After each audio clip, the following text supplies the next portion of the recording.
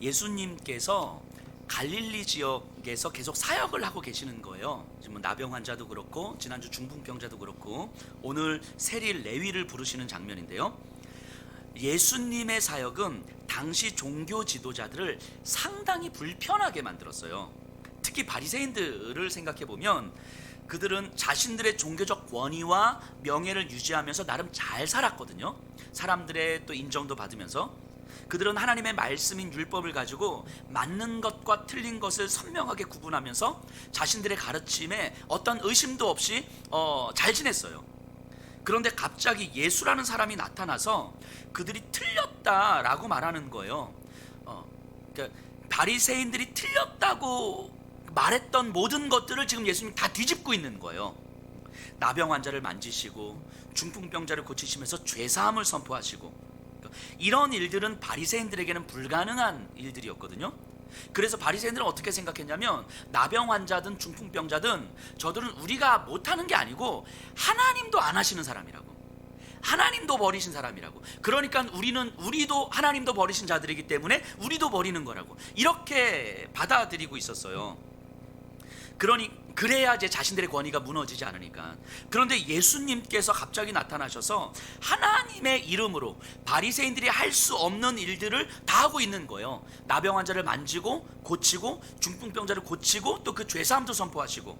그러니까 바리새인들의 입장에서는 이제 긴장되고 또 예수님을 경계하고 어떻게든 예수님의 흠을 잡으려고 호신탐탐 노리고 있는 거죠.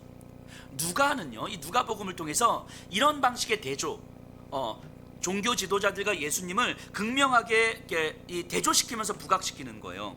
그러니까 종교 지도자들의 그 무능력함을 더욱 선명하게 드러내면서 예수님을 조명하고 있는 거죠. 저 바리새인들은 율법을 가르치지만 사람을 전혀 위로하지 못해요. 죄의 비참함과 영적인 비참함과 현실의 비참함에 놓여져서 살아가는 사람들에게 어떠한 능력도 발휘하지 못하고 어떠한 위로도 발휘하지 못하고 오히려 그들에게 관심이 없어요. 그저 하나님도 저들을 버렸어 라는 말로 그냥 치부해 버립니다. 누가는 그런 종교 지도자들의 무능력함을 선명하게 드러내요. 당시의 유대인들의 입장에서 생각해 보면 바리새인들은 탁월한 종교 지도자들이었고 바리새인들을 통해서 백성들은 하나님의 말씀을 들을 수 있었단 말이에요. 그러면 바리새인들이 하나님의 위로를 전달해 주지 못하면 그 누구도 유대인들에게는 하나님의 위로를 전달해 줄 수가 없는 거잖아요. 그런데 누가는 바리새인들은 그 위로를 할 수도 없는 무능력한 존재다라고 지금 드러내고 있는 거예요. 바리새인들이 안 되면, 종교 지도자들이 안 되면 이 세상에 그 누구도 이 유대인들에게 하나님의 위로를 전해줄 수가 없는 거죠. 그때 누가는 예수님을 조명하고 있는 거예요. 예수님만이 너희들의 마음을, 영적인 비참함과 현실의 비참함을 조명할 수 있다, 위로할 수 있다라고 이야기하는 거죠. 자, 이 누가복음을 읽고 있는 성도들의 삶을 한번 생각해 보세요. 이들의 삶은 하루하루가 불안했어요. 이방인인 그리스도인이었거든요. 그러니까 유대인이었다가 그리스도인이 된 사람들이 아니라 이방인이었다가 그리스도인이 된 사람들. 그리고 이 글을 쓰고 있는 누가도 이방인이었잖아요. 그러니까 로마의 박해와 유대인들의 박해라는 이중적 박해에 놓여져 있었고요. 먹고 사는 문제가 어떻게 해서도 해결이 안 되는 거예요. 자기의 자녀들이 굶고 있고, 그리고 어떤 물리적인 박해 앞에 놓여져 있고, 그런 삶에서 이들은 도대체 교회를 다니는 것이, 예배를 드리는 것이 무슨 의미가 있는가, 우리가 기도를 하는 것이 무슨 의미가 있는가, 이런 질문을 끊임없이 던졌던 사람들이에요. 이렇게 힘에 겹고 아이들이 밥을 못 먹고 있는데 교회 가서 찬양하고 말씀 듣고 기도하는 게 도대체 무슨 의미가 있는가, 매번 매일매일 이 삶을, 반복되는 이 삶을 경험하고 있던 사람들이에요. 그러다가 예배를 드리고 말씀을 들을 때는 맞아, 우리 안에 있는 믿음으로 다시 예수님을 봐야지, 이렇게 다시 다짐을 하고 결단을 하고 또 다시 집으로 돌아가지만 하루만 지나면 짓누르는 현실의 무게감 앞에서 또 고민하는 거예요. 신앙이 과연 무슨 의미가 있는가. 때로는 그런 고민조차 하지 못한 채 하루하루를 급급하게 살아가요. 그러다가 예배를 맞이하면서 마음이 불편하고 죄송하고, 이렇게 매주 예배를 드리면서 반복되는 삶을 보면서 하나님 앞에 죄송한 것도 한두 번인데 이렇게 예배를 드리면 뭐 하나 하는 자조 섞인 고백도 하고, 그렇게 살던 사람들이에요, 이 사람들이. 그리고 이들의 삶을 누구보다도 잘 아는 사람이 누가죠. 얼마나 힘들지, 얼마나 고통스러울지, 교회를 나가고 예배를 드린다는 것 사실 자체가 얼마나 이들에겐 고민이 되는지, 교회를 갈 때마다 얼마나 마음에 갈등이 있는지, 그런 이들에게 누가가 누가복음을 쓰고 있는 거예요. 누가복음을 통해서 누가가 하고 싶은 이야기는 이거 아니겠습니까? 그래, 너희들의 삶을 다 알겠는데, 그래서 예수를 떠나서 조금 더 잘 먹고 조금 더 오래 살면 당신들의 삶이 덜 비참해지겠냐고 이 질문 던지는 거잖아요. 예수를 떠나서 조금 더 잘 먹고 지금 굶고 있는 자녀들에게 빵 하나 더 준다 한들, 그랬을 때 당신들의 삶이 덜 비참해지겠냐고 이 질문 던지는 거죠. 근데 그게 아니지 않냐고. 그걸 아는 사람들 아니냐고. 당신들은 당장 빵을 먹는 것이 급해 보이긴 하지만 이것이 우리의 삶을 덜 비참하게 만들지 않는다라는 걸 아는 사람들 아니냐고. 왜냐하면 예수님은 창조주 하나님의 아들이시고 이 세상의 비참함에서 우리를 구원하실 유일한 구주이시고 지금도 우리의 삶의 순간들과 이 세상의 모든 것들을 다스리시는 참된 왕이시라고. 우리가 믿는 예수님은 지금 당장 눈앞의 현실은 우리를 짓누르는 것 같지만 예수님을 믿고 따른다는 사실이 가장 안전하고 가장 평안하다는 것을 경험하고 깨달은 사람 아니겠냐고. 단지 그것이 현실의 무게감 앞에서 잊혀지고 잘 기억되지 않고 잘 경험되지 않아서 마치 없는 것처럼 여기면서 현실 앞에서 전전긍긍하면서 살아갈 뿐인데, 사실은 그거 깨달은 사람들 아니냐고. 당신들은 이 세상에 있는 사람들은 이것을 아무리 이야기해도 이해를 못하지만 적어도 당신들은 이 신비한 비밀을 깨달은 사람들 아니겠냐고. 누가가 이 얘기를 하는 거 아니겠습니까? 우리가 바라는 것이 이 세상의 삶뿐이라면 우리의 믿음은 정말 아무것도 아니요, 믿는 우리가 가장 불쌍한 자이지만 예수님은 이 세상의 삶뿐만 아니라 죽음 이후의 삶에서도 여전히 왕이시기에 믿는 우리는 가장 행복한 사람 아니겠냐고. 오히려 예수님을 모른 채 이 세상이 전부인 것처럼 힘을 소유하려는 자들이 더욱 불쌍한 사람들 아니겠냐고. 이 이야기를 지금 누가는 하고 있는 거예요. 성도들에게 세상은 얼마나 많은 힘을 소유하고 있느냐로 살아가지만 복음을 깨달은 우리들은 더 이상 우리가 어둠에 속하지 않고 빛에 속해 있다라는 사실을 가지고 살아가는 사람들 아니겠냐고 이야기하는 거죠. 힘의 소유의 정도로 내 삶을 바라보는 것이 아니라 빛과 어둠의 질서로 나를 바라보는 삶이 우리 그리스도인들 아니겠냐는 거예요. 누가는요, 오늘 본문인 이 레위를 부르시는 장면을 통해서 이 바리새인들이 가지고 있는 이 무능력감, 종교 지도자들이 가지고 있는 무능력감, 그리고 예수가 하나님의 아들일 수밖에 없고 그래서 우리가 왜 예수를 소망으로 품고 살아가야 되는지에 대해서 선명하게 대조시키고 부각시키고 있어요. 자, 27절 한번 보세요. 그 후에 예수께서 나가사 레위라 하는 세리가 세관에 앉아 있는 것을 보시고 나를 따르라 하시니.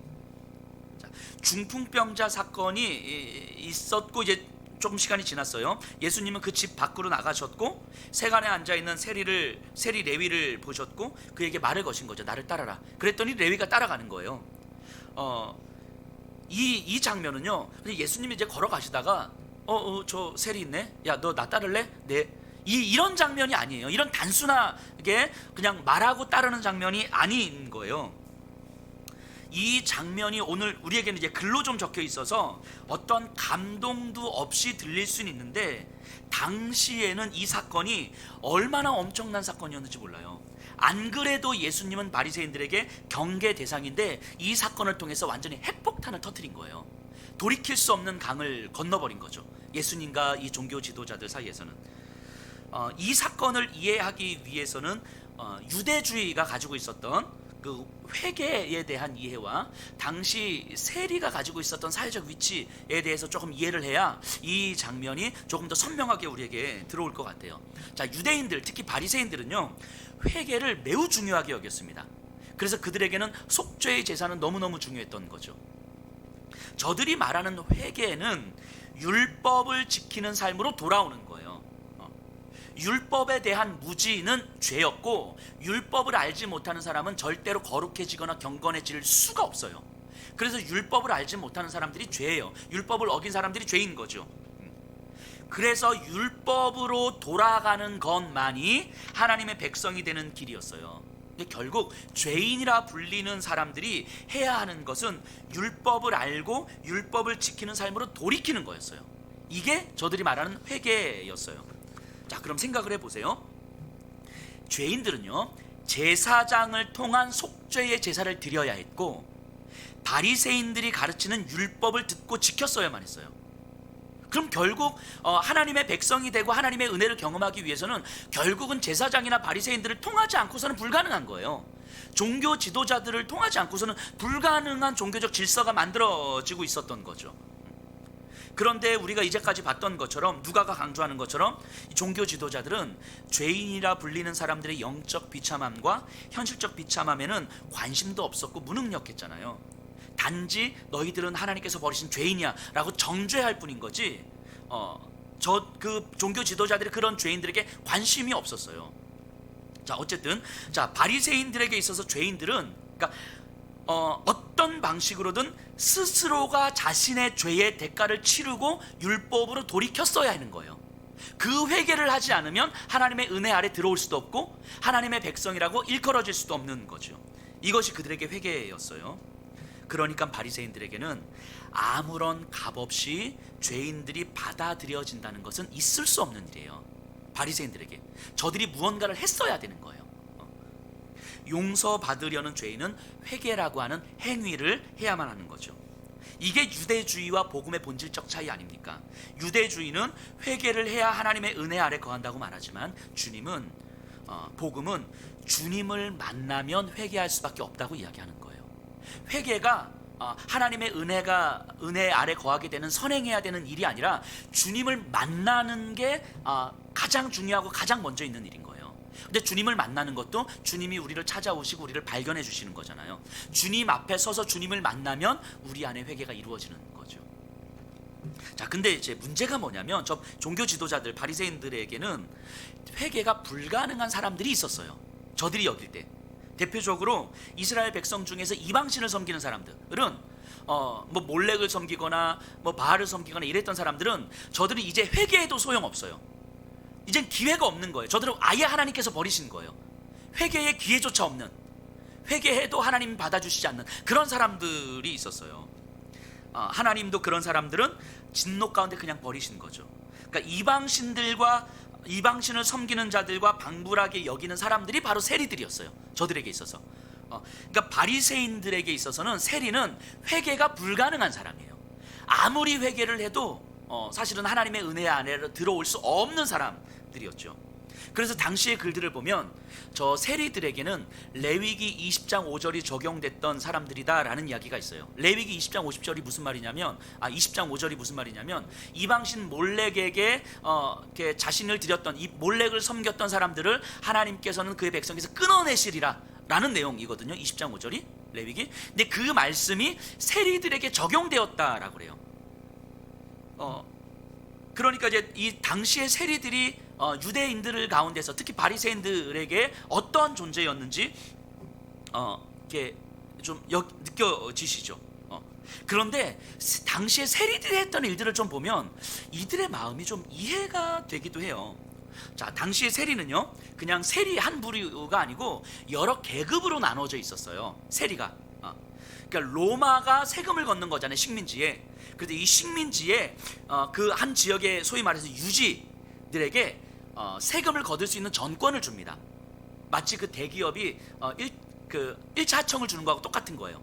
그럼 이 지역의 유지가 로마로부터 세금의 전권을 받은 다음에 자기 아래에 사람들을 고용하기 시작해요. 이 유지가 직접 걷는 세금을 이제 직접세라고 이야기를 하고요. 고용해서 다른 이 세리들이 세금을 걷는 걸 이제 간접세를 걷게 되는데, 이 직접세를 걷기 위해서 유지들이 직접세를 걷는 세리들을 고용하고 간접세를 걷는 세리들을 이제 고용하는 거예요. 여기서 이제 직접세라고 하는 것은 토지세, 소유세, 뭐 인두세 이런 건데, 이런 직접세를 걷는 사람들을 흔히 이제 세금 공무원 이렇게 표현을 해요. 그리고 이 간접세를 걷는 사람들을 그냥 세리, 우리가 말하는 세리는 요 간접세를 걷는 사람들을 얘기하는 거예요. 물론 이제 유대주의 입장에서는 그 어떤 세금 공무원이든 세리든 출교의 대상이에요. 그럼에도 불구하고 이제 세금 공무원들이 걷는 직접세는 대략 정해져 있어요. 예를 들면 토지세는 뭐 곡물의 10분의 1, 뭐 포도주는 뭐 5분의 1, 소유세는 뭐 1%, 인두세는 노예나 뭐 자유인이나 상관없이 남자는 14세부터 여자는 12세부터 일괄적으로 걷었어요. 그러니까 그 세금을 내는 게 억울하긴 하지만 일정하게 정해져 있기 때문에 그냥 그걸 내면 되는 거예요. 그걸 가지고 뭐 더 내고 덜 내고 이런 거는 많이 없어요. 근데 이제 문제는 뭐냐면 간접세인데, 이 간접세금을 걷는 세리들이 주로 거의 혐오의 대상이었어요.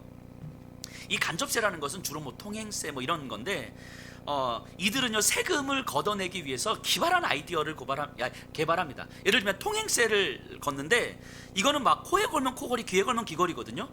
뭐 이런 거예요. 이렇게 통행세를 걷는데 말이 두 마리야. 말 한 마리마다 세금을 걷고, 바퀴가 두 개야. 바퀴 하나마다 세금을 걷고, 바퀴와 바퀴 사이에 축이 있으면 축 하나에 세금을 걷고, 짐짝이 몇 개야. 거기에 세금을 걷고, 사람이 얼마 여기에 세금을 걷는 거예요. 여기서 갔는데 여기서 저기까지는 뭐 좀 행정 지역이 달라 세금 또 걷는 거예요. 시장에 들어가는데 세금을 걷고, 시장에서 나가는데 세금을 걷고, 다리에 올라가는데 세금을 걷고, 다리에서 내려오는데 세금을 걷고, 그러니까 뭐든지 다 붙이는 거예요. 다. 이게 이제 간접세를 걷는 세리들이 했던 일인 거예요. 특히 이제 가장 악독하다고 여겨졌던 것이 이제 선박. 특히 이제 레위가 지금 선박세를 걷는 세리였었는데, 선박은 사람들도 많고 짐도 많잖아요. 하나하나마다 세금을 내는 거예요. 사람 하나하나마다, 짐 하나하나마다. 그리고 얼마나 정박해 있는지 뭐 이런 것도 다. 그리고 오늘날의 학자들이 이렇게 이야기해요. 당시의 간접세는 그 간접세의 이름 하나하나를 모두 확인할 수 없을 정도로 너무 많았다라고 이야기를 해요. 심지어 길을 가다가 이제 통행세를 걷기 위해서 세워놓고 뭐 나귀에 이제 짐을 막 싣고 있잖아요. 이게 짐을 다 푸는 거, 다 길거리 바닥에 다 헤쳐놓고, 그리고 뭐 개인적인 뭐 서신이나 뭐 이렇게 장부 이런 거 다 헤쳐놓고, 그걸 세금 걷고 가는 거예요. 이게 얼마나 무례하고 얼마나 강포한 일이에요.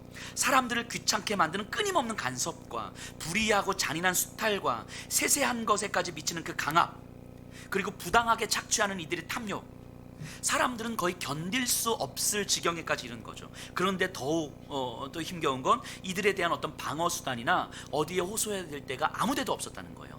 이들은 로마 권력을 등에 업고 있는 사람들이니까. 그러니까 이런 일들을 담당하는 세리들이 진짜 나쁜 사람들이에요. 이게 유대인들의 입장에서 보면 이를 갈만하죠. 그 이들 중에서, 이렇게 간접세를 걷는 세리들 중에서 이 일을 좀 더 많이 하기 위해서 자기가 세리들을 또 고용해요. 이렇게 고용한 사람을 세리장이라고 해요. 우리 누가복음 19장에 나오는 삭개오가 바로 이런 세리장이었고요. 여기 나오는 레위는 그 세리장은 아니고 세리장에게 고용된 세리였어요. 자, 이 세리들은요, 그러니까 유대인들 사이에서 재판이 벌어졌을 때 증인으로 설 수 없는 사람들이라고 여겨졌어요. 그러니까 세리들은 증인으로 세울 수도 없고, 세리들이 증인한다고 해서 사실은 그거는 전혀 채택되지 않는 거죠. 이 말은 세리들은 하나님의 백성이 아니라는 의미예요. 하나님의 백성으로 들어올 수 없다라는 거죠. 아까도 말씀드렸던 것처럼 이런 세리들은 회개해도 소용없는 사람들, 하나님도 완전히 버린 사람들인 거죠. 유대인들에게 있어서 이 세리들은 생각해 보세요. 같은 하늘을 지고 살 수 없는 사람들이잖아요. 뭐 이들과 같이 대화를 한다, 이들과 같이 밥을 먹는다, 이건 불가능한 거예요. 바리새인들에게 있어서, 유대인들에게 있어서 이들은 불가능한 거예요. 아마 이들은 민족의 고혈을 빨아먹는 거머리 같은 존재들이고, 아마 이 이스라엘이 독립을 하면 제일 먼저 숙청해야 될 숙청 대상 1호가 이 세리들이었을 것 같아요. 이 세리들은 자신들도 알죠. 유대 지역에서 자신들이 어떤 취급을 받고 있는지 알죠. 그럼에도 불구하고 이 세리를 계속하는 이유가 뭐겠습니까? 돈과 권력이 있기 때문이죠. 돈과 권력이 있기 때문에. 아무리 자신들을 버러지 취급해도 자신들 앞에서는 아무 소리 못 하잖아요. 자신들이 세금을 내라고 했을 때 반항을 못 하잖아요. 이 돈과 권력이 주는 어떤 이 희열, 마치 우리나라도 이런 역사가 있지 않습니까? 일본 식민지 시대 때 조선인인데 일본의 앞잡이 노릇을 하면서 조선 민족의 고혈을 빨아먹는 거죠. 우리 조선 민족에게 버러지 취급을 받는 거예요. 비인간적 취급을 받는 거예요. 그럼에도 불구하고 그들에겐 돈과 권력이 있는 거죠. 자기 앞에서 쩔쩔매는 저들을 바라보면서 희열을 느끼는 거죠. 그런데 이런 어떤 일본의 앞잡이라든지 아니면 이 세리들은 외국에서 온 누군가가 아니라 우리 마을에서 같이 자란 사람들이에요. 이 마을에서 같이 누군가의 조카였고 아는 형이었고 어렸을 때 뭐 구슬치기도 하고 딱지치기도 했던 그런 사람들, 그런 사람들이 세리가 되어 있는 거예요. 그런 사람들이 일본의 앞잡이가 되어 있는 거잖아요. 그러니까 동네 상황을 누구보다도 잘 알죠. 누구에게 얼마만큼 세금을 거둬야 되는지 누구보다도 잘 아는 거죠. 그러니까 더더욱 큰 배신감 앞에서 이들은 같은 하늘을 지고 살 수 없는 원수하고도 같은 존재인 거예요. 세리들은요, 그러니까 어떤 사회적 약자, 불쌍한 사람 아니에요. 그런 존재가 아니고 진짜 나쁜 놈들이에요. 진짜 나쁜 사람들. 그러니까 유대교에서 그들을 죄인 취급하는 건 어찌 보면 너무너무 당연할 수도 있겠다는 생각이 듭니다. 이런 상황이에요. 이 시대가 지금 예수님이 있는 시대가 이럴 때예요. 그런데 예수님은 이때 레위를 부르시고 나를 따르라 라고 말씀하시는 거예요. 그리고 레위의 집에서 여러 세리들과 함께 식사를 같이 하십니다. 식사를 한다는 건 그를 받아들인다는 의미잖아요. 바리새인들에게 있어서 이 일은 진짜 있을 수 없는 일인 거예요. 예수가 저 세리와 같은 존재, 예수가 진짜 하나님도 버린 존재가 아니라면 있을 수 없는 일인 거죠. 그러니까 바리새인들 입장에서는 저 예수는 하나님도 버린 존재여야 되는 거예요. 그게 아니면 예수가 하나님의 아들임을 인정해야 되는 거잖아요. 그거 아니면 답이 없으니까, 이 상황을 설명할 수 있는 방법이 없으니까.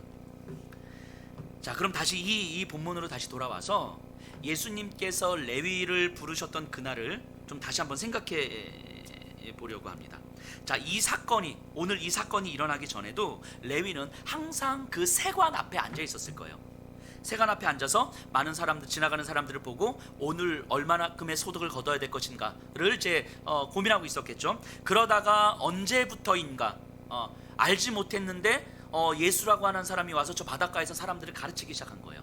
사람들이 점점 몰리기 시작하고 예수는 병을 고치기도 하고 귀신을 쫓아내기도 하고, 그러면서 이 레위는 그 예수님의 가르침을 먼 발치에서나마 이렇게 들었겠죠. 보고 듣고 사람들이 예수에 대해서 하는 이야기를 듣고, 그러면서 레위 안에는 이런 마음들이 좀 자리 잡았을 거예요. 나사렛에서 온 저 선지자는 위대한 랍비들이나 그들을 모방하는 경건하고 스스로 의롭다고 하는 자들과는 뭔가 좀 달라 보이는 거예요. 저 나사렛 선지자에게는 우리의 양심을 깨울 뿐 아니라 우리의 마음을 이끄는 그 어떤 힘이 느껴지는 거예요. 어쩌면 어부들을 부르시는 예수님을 보았을지도 모릅니다. 많은 사람들이 모여있지만 예수님 옆에서 항상 따라다니면서 예수님과 함께 있었던 그 제자들이 부러웠을지도 몰라요. 삶의 힘겨움에 허덕거리며 살기보다는 무언가 소망에 넘치는 하루하루를 살아가는 저들을 바라보면서 레위는 저들을 부러워했을지도 모르겠습니다. 그러다 문득 예수님이 자신도 불러줬으면 좋겠다 라는 소원, 갈망을 품었을 것 같아요. 아니, 자신 스스로가 예수님을 따르고 싶다라는 생각을 했을지도 모르겠어요. 돈과 권력을 쥐고 살아가지만 항상 가시방석이고 마음은 점점 악만 남아있는 듯한 자신의 삶이 예수님의 말씀을 들으면서 어느 순간 자기도 모르게 초라하게 여겨졌을지도 모르겠어요. 그런데 자기 자신을 한번 생각해 보세요. 회개가 불가능한 사람이잖아요. 이건 자기도 알아요. 하나님도 나를 버린 존재잖아요. 나는 하나님의 백성이 될 수 없는 사람인 거잖아요. 그러니까 예수님께 인정받고 싶다는 마음도, 심지어 저 어부들처럼 자신을 제자로 부르신다는 것은 생각도 할 수 없는 일인 거죠. 이 레위에게 있어서는 그런 생각을 품어보지만 생각도 할 수 없는 일. 마치 사도행전 3장에 보면 성전 민문 앞에 앉아있는 나면서부터 앉은뱅이였던 사람이 나와요. 그 사람은 매일매일 그 자리에 나와서 구걸을 합니다. 하루하루 해달라고, 뭐 이렇게 먹을 거를 달라고. 그 나면서부터 앉은뱅이 40여 세가 된, 즉 40년 동안 단 한 번도 걸어보지 못한 그 사람의 평생의 소원이 뭐였겠습니까? 오늘 밥 먹는 거겠습니까? 걷는 거였겠죠. 한 번 걸어보는 것. 한 번 걸어보는 것이 이 앉은뱅이에게 있어서 평생의 소원이었을 거예요. 내 죽기 전에 단 한 번이라도 걸어봤으면. 그런데 한 번 걸어보는 것은 상상할 수 없는 일인 거예요. 이 얘기는 바랄 수도 없는 일이고 갈망할 수도 없는 일인 거죠. 그러니까 그냥 오늘 하루 밥 먹을 돈을 달라고 요구하고 있는 거잖아요. 마치 이 레위도 정말 예수님이 나를 불러주시고 예수님이 저 어부들처럼 나도 예수님 옆에서 항상 따라다니면 좋았겠다. 예수가 하나님의 아들이시면, 하나님께서 보내신 자이시면 나도 하나님의 은혜 아래 들어갈 수 있으면 좋았겠다 라는 생각을 할 수는 있지만 그건 불가능한 일인 거예요. 그렇게 세관에 앉아 있었을 거예요. 그 마음으로. 예수님은요, 중풍병자를 고치시고 그 집에서 나가셨어요. 나가시고 걸어가다가 레위를 보신 거죠. 여기서 보시고, 즉 27절에 세리가 세관에 앉아 있는 것을 보시고 나를 따르라 하시니 해서 여기서 보시고에 해당하는 단어가 에데아사토라는 단어를 쓰는데, 이 단어는 관심을 가지고 응시하다 이런 의미거든요. 그냥 문득 무언가 보였다 이런 게 아니고 깊이 바라보다, 응시하다 이런 의미예요. 그러니까 지금 예수님은 레위에게 관심을 가지고 깊이 그를 바라보셨다는 거예요. 그러니까 지금 이 순간에 예수님은 레위를 처음 본 게 아니었을 거예요. 거기서 왔다 갔다 하시고 많은 사람들을 만나면서 레위를 눈여겨봤을 거예요. 저 세관에 항상 앉아있는 뭔가 돈과 권력을 가지고 자신의 존재를 드러내려고 하지만 사실은 그 안에 자신도 알지 못하는 이 공허함과 비참함과 초라함을 품고 있는 그 레위의 그 마음을 예수님은 계속 보셨을 거예요. 그리고 조금의 시간이 흐른 다음에 예수님은 레위에게 가셔서 손을 내미시는 거죠. 나를 따르라. 레위가 무슨 일을 하는 사람인지, 어떤 취급을 받고 있는 사람인지, 자기 스스로에 대해서 어떤 생각을 갖고 있는지 다 아시면서도 예수님은 그런 것에 상관하지 않으셨어요. 예수님은 레위라 하는 그 사람을 보셨어요. 그가 어떤 사람인지가 아니고, 뭘 하는 사람인지가 아니고, 어떤 성격을 가지고 있는지가 아니고, 얼마나 나쁜 짓을 했는지가 아니고, 그냥 그 사람을 보셨다고요. 그 사람, 그 레위의 깊은 내면의 중심을 보신 거예요. 한 인격체로서의 레위를 보신 거예요. 하나님의 피조물이며 하나님의 사랑을 충분히 받을 수 있는 존재로 레위를 보신 거예요. 세간에 앉아있는 그 레위를 예수님이 그렇게 보신 거죠. 말씀드렸던 것처럼 레위는 자신이 어떤 존재인지 누구보다도 잘 알고 있어요. 그리고 이제까지 회개할 필요성을 전혀 못 느끼고 살았던 사람들이었을 거예요. 돈과 권력이 주는 맛에 취해서 살아왔어요. 그 쓰레기 취급 받으면서도 돈과 권력으로 자신을 드러내고 살아가는 사람이었죠. 유대인들이 사람 취급 안 해도 그런 건 문제가 안 됐어요. 돈이 있으니까. 그런데 어느 순간부터 자기도 모르게 자신이 점점 초라하게 여겨지기 시작하는 거예요. 저 먼 발치에서나마 예수의 말을 듣고 예수의 모습을 보고 사람들이 예수에 대해서 하는 이야기를 들으면서 자기 안에 자기도 모르는 초라함이 있었다는 것이 발견되고, 자기 안에 이 돈과 권력으로 채울 수 없는 공허함이 있다는 것이 발견되고, 그래서 이것이 걷잡을 수 없이 자신의 마음을 막 흔들어 놓고 있는데, 자기는 예수님에게 그 어떤 것도 요구할 수 없는 존재라는 그 현실이 여겨져서 아무것도 할 수 없이 무기력하게 하지만 혼란스럽게 앉아있는 그 레위의 모습이죠. 어찌 보면 이 자리에 앉아있는 우리가 그 레위일 수도 있겠다는 생각이 들어요. 이 자리가 레위가 앉아있는 세관이라고 한번 생각해 보세요. 우리가 세관에 그렇게 앉아있는 거예요. 이제까지 돈과 권력의 맛에 취해서 악만 남은 채 살아왔던 우리가 어느 순간부터 내 자신이 좀 더 초라하게 여겨지기 시작하고, 내 안에 채워지지 않는 그 공허함과 결핍이 내 마음을 흔들기 시작하고, 그런데 무엇을 어떻게 해야 될지 잘 모르겠고, 누군가 나에게 손 내미는 사람도 없고, 내가 뭘 어떻게 할 수 있는 방법도 없는 거죠. 그렇게 세관에 앉아있는 레위가 어찌 보면 이 자리에 앉아있는 우리일 수도 있겠다는 생각이 들어요. 한 주간, 우리 지난 한 주간, 또 그 지난 한 주간, 어찌 보면 우리는 하나님 없이도 충분히 살 수 있었을지 몰라요. 하나님께 돌아가는 삶보다는 먹고 사는 문제가 가장 중요했으니까. 그리고 실제로 우리에게 먹고 사는 문제 앞에서 하나님은 아무런 의미가 없는 존재였을지도 몰라요. 그러다가 나아지지 않는 상황 때문에 몸도 마음도 지쳐서 아무런 힘도 없이 무기력한 상태에 빠져 있을 수도 있고요. 나도 정말 잘 살아보고 싶은데 이제는 뭘 어떻게 해야 될지 모르겠고요. 자신이 점점 초라하게 보이기 시작합니다. 이제는 믿음이 있다고 하는 것이 무슨 의미가 있는지도 잘 모르겠고, 기도를 왜 해야 되는 건지도 모르겠고, 말씀을 듣고 기도를 하고 찬양하는 것이 도대체 내가 먹고 사는 삶 앞에서 이렇게 무너지는 삶 앞에서 어떤 의미가 있는가 라고 끊임없이 회의하고 의심하고 고민하면서, 그러면서 한 주간을 지냈을지도 몰라요. 아니면 그런 고민조차 하지 못한 채 그저 분주하게 그냥 그렇게 살다가 예배를 앞두고 또 마음이 무거워지고 불편해지고 또 죄송해지고, 그렇게 이 자리에 앉아있는 것일지도 모르겠어요. 레위가 그렇게 앉아있었어요. 그리고 우리도 이렇게 앉아있는 거죠. 그런 레위를 바라보면서 그런 우리를 바라보면서 예수님은 세상 모든 것을 담을 수 있는 그 깊이 있는 시선으로 우리를 바라보고 있는 거예요.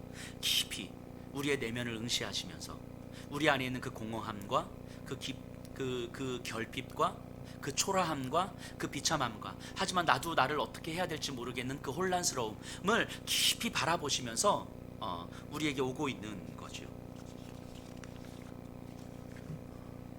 우리의 상황과 환경, 우리의 마음까지도 모두 알고 계시지만 예수님은 우리를 바라보시면서 이렇게 말씀하시는 거죠. 그런 것들은 나에게 별로 중요하지 않다고. 지난 한 주간 얼마나 그 안에 더러움과 추악함과 비참함을 품고 살아왔는지 그건 나한테 별로 중요하지 않다고. 하나님 없이도 충분히 살 수 있다고 생각하면서 살아왔던 삶이었지만 그런 건 나한테 별로 중요하지 않다고. 나에게는 그냥 넣으면 된다고 말씀하시는 거죠. 넣으면 된다고. 레위가 어떤 삶을 살아왔는지, 얼마나 쓰레기 같은 삶을 살아왔는지 그런 것들에 별로 상관하지 않으셨어요. 그저 레위를 찾아오신 거예요.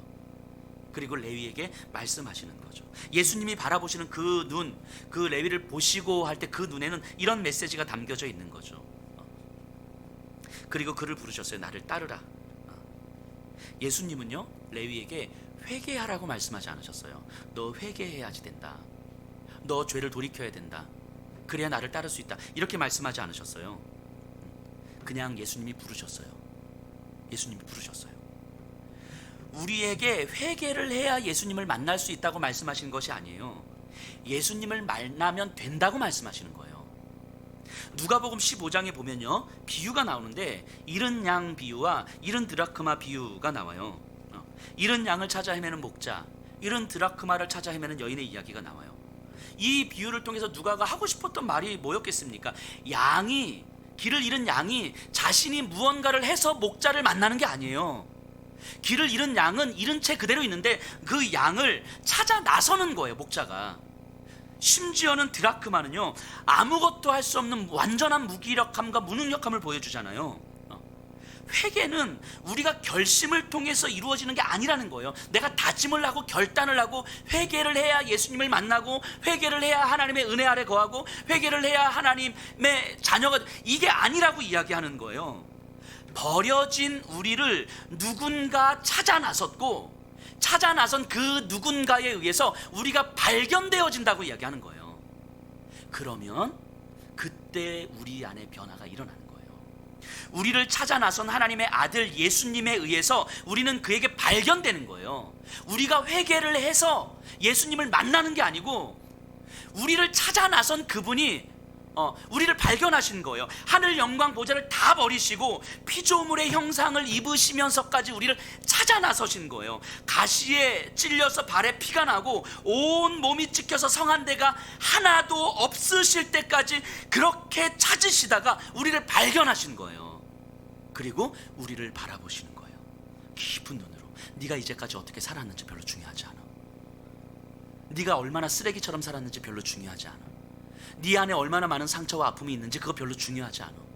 네가 사람들에게 인정을 받았는지 안 받았는지, 네가 건강하지 않은지, 돈이 많은지 적은지, 네가 예배를 잘 드렸는지 안 드렸는지 그런 거 중요하지 않아. 나는 너 찾아 나섰고 너를 만났고 너에게 이야기하는 거야. 나에게 넣으면 된다. 이 말씀 하시는 거잖아요. 그리고 손을 내미시는 거예요. 나를 따르라. 그때 우리의 삶의 근본적 변화가 일어나는 거예요. 그때. 이게 회개죠. 이게 우리를 찾아 나서시고 우리를 발견하시고 우리를 바라보시고 우리에게 손을 내미시면서 따르라고 말씀하시는 그분을 만나면 우리 안에 근본적 변화가 일어나는데, 그걸 회개라고 이야기하는 거예요. 이 사건은 지금 이 자리에 앉아 계신 분들에게 일어난 사건이에요. 일어났어요. 우리에게. 예수 그리스도께서 하늘 영광 보좌를 버리시고 이 땅에 오셨고 자신의 온 몸을 찢으시면서까지 성한 데가 하나도 없을 때까지 우리를 찾아 나서셔서 우리를 급기야 발견하신 거예요. 그래, 발견하신 우리에게 손 내미셨잖아요. 어떻게 살았는지 별로 중요하지 않다고. 지금 네가 어떤 모습인지 별로 중요하지 않다고. 나는 그냥 넣으면 된다고. 그리고 예수님이 내미신 그 손 붙들고 우리 안에 변화가 일어난 거 아닙니까? 바리새인들이 말하는 회개하고는 차원이 달라요. 너 회개해라. 회개 안 하면 하나님 백성 될 수 없다. 이런 거하고 차원이 달라요. 그러니까 바리새인들은 어느 누구도 변화시킬 수가 없었어요. 그들은 완전히 무능력했어요. 그들은 완전히 하나님을 모르고 있는 거예요. 하나님이 어떤 분이신지, 하나님이 하나님의 자녀들에게 어떻게 행하시는지, 어떻게 찾아오시는지, 어떻게 사랑하시는지, 그 마음을 어떻게 만지시는지 전혀 모르는 거예요. 그저 율법 들이밀면서 율법 지킬래 안 지킬래 이러고 있는 거죠. 오늘날 기독교는요, 바리새인들의 그 유대주의를 따르는 게 아니에요. 복음이에요. 복음. 우리에게 무언가를 끊임없이 요구해서 뭔가 우리가 예수님 앞으로 막 와야 될 것 같은, 그게 아니라 못 오는 우리들을 예수님께서 찾아 나서시는 거예요. 근데 그 예수님의 의해서 발견이 되어지면, 예수님이 내 깊은 마음의 중심을 바라보는 그 시선을 우리가 경험하면, 그럼에도 불구하고 우리에게 손을 내미시는 예수님을 만나면 그 손을 안 잡을 수가 없는 거예요. 우리의 삶의 변화가 일어나지 않을 수가 없는 거예요. 복음은 우리를 변화시켜요. 주님을 만나면 내 안의 초라함과 채울 수 없는 공허함을 보게 돼요. 그리고 그 자리에 말씀이 들려질 때에 지금의 내 삶을 유지하는 것보다 말씀을 따르는 삶이 비교할 수 없는 소망의 삶이라는 것이 받아들여지는 거예요. 물론 이 레위의 입장에서는 자신이 가진 돈과 권력을 내려놓아야 하는 힘겨움을 수반해야 되지만, 그럼에도 불구하고 더 이상은 그런 것들에 내 삶을 맡길 수 없다는 것이 받아들여지는 거예요. 그것들을 내려놓는 것이 쉽지는 않지만 더 이상은 그것들에 내 삶을 완전히 맡길 수가 없는 거예요. 그래서 예수님을 따르는 거예요. 그래서 예수님을 따르는 삶이 그냥 가볍게 쉽게 선택하면 되는 문제가 아니에요. 어렵고 힘겨운 거죠. 내가 그렇게 바라고 갈망했던 것들을 내려놔야 되는 거니까. 세리에게 있어서 돈과 권력을 내려놔야 되는 거니까. 세리는 여전히 돈과 권력을 취하고 싶었고 갈망하고 싶었는데, 그런데 여기에 내 삶을 맡길 수가 없다는 것이 믿어지는 거예요. 여기에 내 삶을 맡기는 순간 내 평생의 이 초라함과 비참함이 절대로 채워질 수 없다는 것이 받아들여지는 거예요.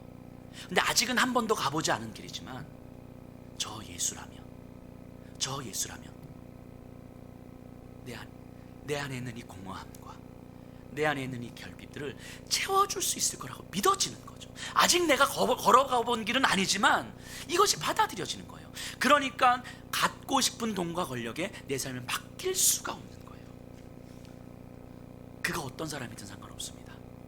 그가 어떻게 살았든 상관없어요. 예수님의 부르심을 들은 레위가 어땠을까? 레위는 전혀 예상하지 못했을 거예요. 예수님의 부르심을 전혀 예상하지 못했을 거예요.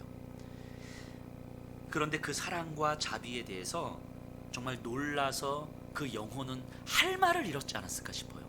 레위의 영혼은 정말 할 말을 잃었겠죠. 그래서 고민해 볼 여지도 없이 세관을 뒤로하고 예수님을 따랐어요. 레위가 그날 벌어야 할 소득은 돈이 아니라 예수님을 따르는 거였어요. 그리고 그것은 레위만의 소득이 아니라 레위처럼 마음이 가난한 자들, 사람들 중에 모든 죄인을 위한 소득이었죠. 28절에 보니까요, 그가 모든 것을 버리고 일어나 따르니라. 여기서 따랐다는 말은요, 미완료 과거 시제로 쓰여집니다. 보통은 어떻게 쓰여지게 되냐면 부정과거 완료 형태로 쓰여져요. 레위가 예수님을 따랐다, 이렇게 그냥 과거의 어떤 행위로 하는데, 여기서는 이 부정과거 시제로 쓰여지는 것이 아니라 미완료 과거 시제로 쓰여지는데, 이 미완료 과거는 과거의 단회적 사건을 이야기하는 것이 아니라 어떤 특정 시점부터 그 이후로 지속 반복적으로 행하고 있는 상태를 보여줄 때 쓰는 문법적 표현이에요. 이 미완료 과거라는 것이. 그러면 레위가 예수님을 따르니라 라고 하는 건, 레위가 따른 이후로 누가가 지금 이 누가복음을 쓸 때에는 상당히 많은 시간이 지금 지났잖아요. 몇십 년의 시간이 지난 거잖아요. 근데 그때 이후로 지금까지 쭉 레위는 따르고 있다고 이야기하는 거예요. 그것을 증명하는 사건이 뭡니까? 마태복음 아닙니까? 마태복음. 이 레위가 쓴 글이 마태복음이잖아요. 레위 마태, 세리 마태. 물론 일부 학자들은 이 레위가 마태와 다른 사람이다라고 이야기하지만 거의 대부분의 학자들은 레위가 마태라는 것에 동의를 하고 있습니다. 그 이후로 레위는 예수님을 쭉 따랐고, 예수님과 따라가면서 자기가 그렇게 추구했던 돈과 권력이 아닌 다른 방식의 예수님의 삶에 자신의 삶을 맡기고 가는 거예요. 쭉 지속적으로 반복적으로. 자, 29절은요 그것을 좀 더 단적으로 보여주는 사건인데요. 29절에 레위가 예수를 위하여 자기 집에서 큰 잔치를 하니 세리와 다른 사람이 많이 함께 앉았는지라.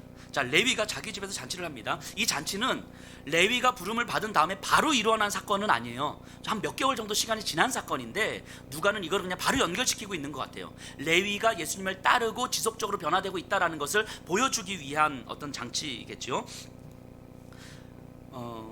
이 잔치에는요 레위가 당신의 이제 동료들, 이렇게 세리들을 다 불러 모읍니다.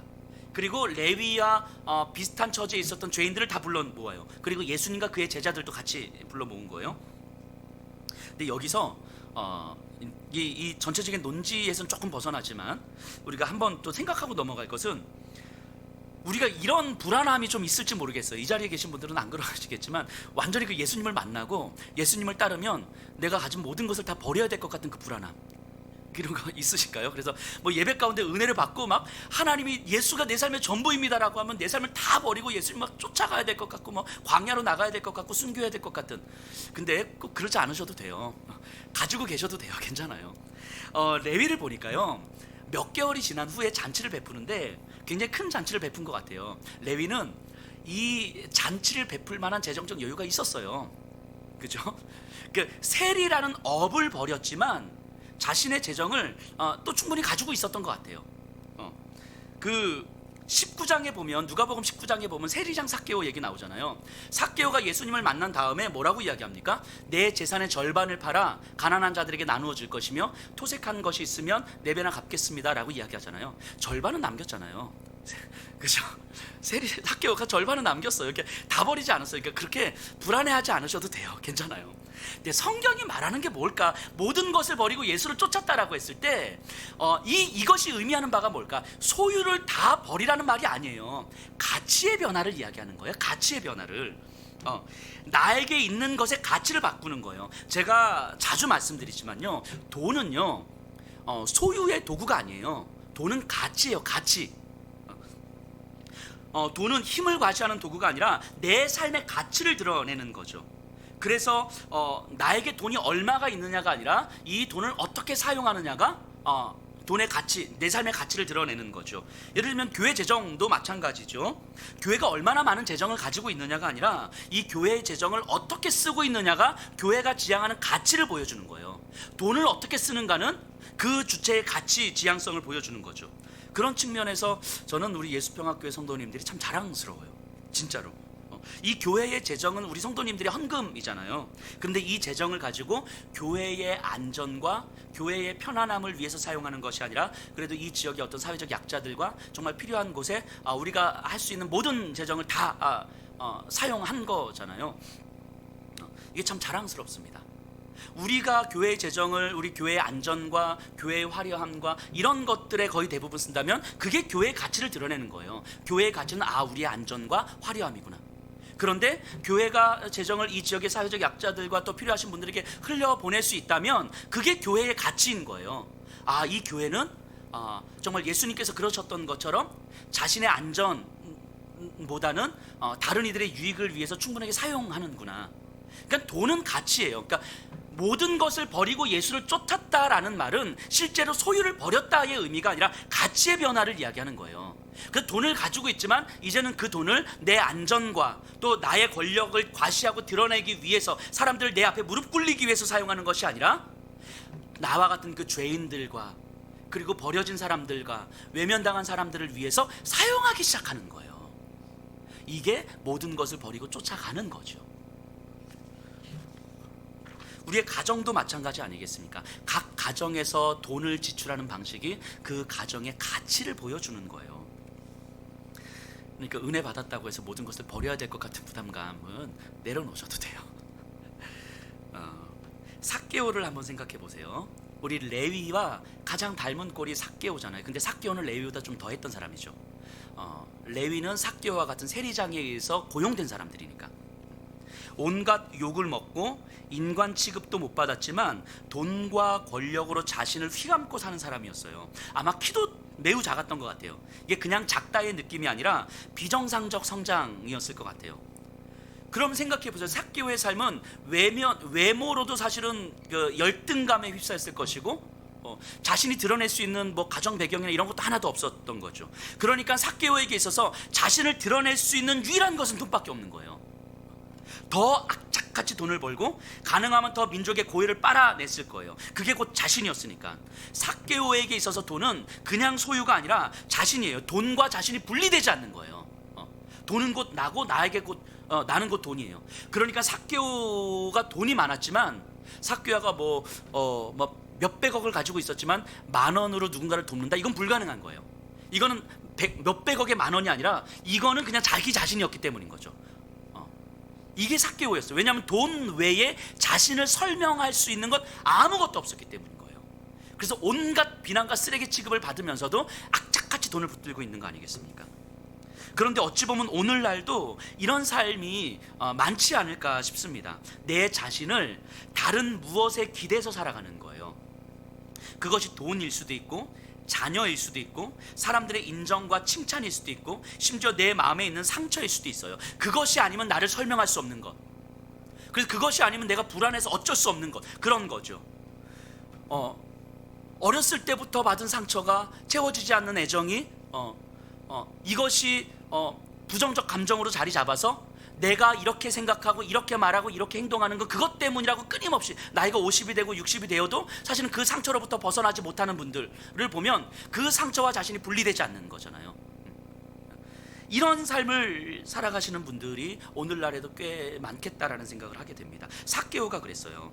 그런데 예수님은 삭개오를 찾아오셨고 그를 만났고, 레위에게 그러셨던 것처럼 삭개오의 깊은 중심을 보셨어요. 그리고 그를 한 인격체로 받아들이셨고 그의 집에서 식사를 같이 했어요. 삭개오는 예수님을 만난 거죠. 그리고 그 중심이 변화되기 시작합니다. 돈을 나눠주겠다는 거예요. 돈을. 삭개오가 절반을 나눠주겠다라고 이야기했지만, 삭개오에게는 3분의 1이냐 절반이냐 전부냐 이런 개념이 없었던 사람이에요, 삭개오에게 있어서는. 근데 절반을 나눠주겠다라는 것은 자신과 돈을 분리시키기 시작했다는 거죠. 돈과 자신이 분리되지 않는 삶에서 분리된 거예요. 예수님을 만나자 돈과 자신이 분리가 됩니다. 왜냐하면 이제까지 돈으로 설명되는 자신이었지만 이제부터는 예수님으로 자신을 설명할 수 있기 때문인 거예요. 예수님을 만나면서 예수님으로 나를 설명할 수 있게 되자 이 돈은 나에게서 분리가 돼도 괜찮은 거예요. 돈으로 나를 더 이상 설명하지 않아도 내가 이제는 살 수 있는 존재구나라는 것이 받아들여지는 거예요. 그러니까 나타나는 반응이었던 거예요. 내가 재산의 절반을 팔아서 나눠주겠습니다. 단순하게 그냥 큰 결심해서 돈 뚝 떼가지고 나눠주겠다, 이게 아니에요. 삭개오의 삶의 중심이 변하고 가치가 변하는 사건인 거죠. 나를 힘겹게 만들고 나를 억누르는 것들, 하지만 그것들과 분리되지 않는 내 삶의 힘겨움, 그런데 예수님을 만나면 그것들과 내가 분리가 되는 거예요.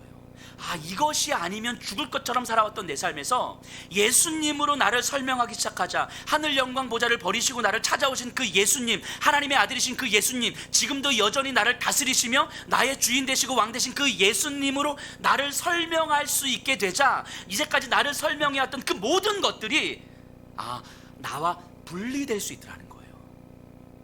이것들을 다 버릴 필요는 없지만 이것들이 없어도 되겠더라 하는 마음이 들어오는 거예요. 이 반응이 삭개오였죠. 내 재산의 절반을 팔아 나누겠다고. 레위도 그랬던 거예요. 레위도. 자, 29절 보세요. 레위가 예수를 위하여 자기 집에서 큰 잔치를 하니 세리와 다른 사람이 많이 함께 앉아 있는지라. 자, 잔치를 베풀었어요. 죄인들을 초대했습니다. 자, 잔치를 베푼 이유가 뭡니까? 자, 예수님 만나서 내가 얼마나 행복한지 알아? 나의 행복함을 드러내고 싶어. 내가 너무너무 기뻐. 이게 아니었어요. 잔치의 목적이 뭐라고 이야기합니까? 예수를 위하여라고 이야기하는 거예요. 예수를 위하여. 레위는요, 자신의 돈을 예수를 위하여 사용하는 거예요. 자신과 같은 사람들이 어떻게 해서든 예수님과 만나게 하는 것이 삶의 목적이 되어버린 거예요. 예수를 위하여 자신이 할 수 있는 모든 것들을 하기 시작하는 거예요. 레위의 가치가 바뀐 거예요. 레위 안에 있는 이 중심이 바뀐 거예요. 가지고 있는 소유를 어떻게 사용해야 될 것인가? 예수를 위하여. 내 삶이 내가 살아가야 될 이유가 무엇인가? 나와 같은 사람들이 예수를 만나게 하기 위하여. 내 남은 평생 어떻게 살아가야 될 것인가? 예수를 위하여. 레위의 삶이 바뀌었어요. 레위가 가지고 있는 모든 것들, 아마 레위가 가지고 있었던 모든 인맥들, 동원할 수 있는 그 모든 것들을 예수를 위하여 사용하기 시작했던 거죠. 그리고 끝까지 예수를 위하여 죽었잖아요. 결국 순교를 했잖아요. 예수님은 우리에게 이렇게 찾아오셨어요. 저와 이 자리에 계신 분들에게 이렇게 찾아오셨어요. 이렇게 그냥 지나가다가 부르신 게 아니에요. 예수님의 사랑 안에서 우리가 가장 안전할 수 있다는 것을 깨닫게 해주셨어요. 예수님을 따르는 삶 외에 그 어떤 것도 우리의 깊은 공허함과 결핍을 결코 채울 수 없다는 것을 알려주셨어요. 그런데 어느 순간 우리에게는 나를 찾아오셨던 그 예수님, 나를 바라보셨던 그 깊은 예수님의 눈빛이 잊혀져 버린 거죠. 나를 따르라 라고 말씀하시는 예수님의 그 손이 잊혀져 버린 거죠. 분명히 예수님은 우리에게 그렇게 찾아오셨고 우리에게 말씀하셨고 우리에게 손 내밀어 주셨거든요. 그리고 그 사건을 경험했기 때문에 지금 이 자리에 우리가 앉아 있는 거 아닙니까? 그런데 어느 순간 우리는 그 예수님의 따뜻한 눈빛과 그 깊은 눈빛을 잃어버렸고 예수님은 저 멀리 계신 분이 되셨고 우리를 향해 손을 내밀었던 예수님의 손이 잊혀졌고 그래서 예수님은 저 멀리 계신 분이 되는 거예요. 그러다 보니까 어느 순간 우리의 위치가 되게 어정쩡해 버렸어요. 여기까지 오신 분들은 예수님을 버릴 자신이 없으시잖아요. 그래서 난 이제부터 예수님을 버릴 거야 이럴 자신 없으시잖아요. 그죠? 평생 예수님을 믿을 거잖아요. 그런데 예수님을 따라서 살 자신도 없는 거죠. 어정쩡한 거예요.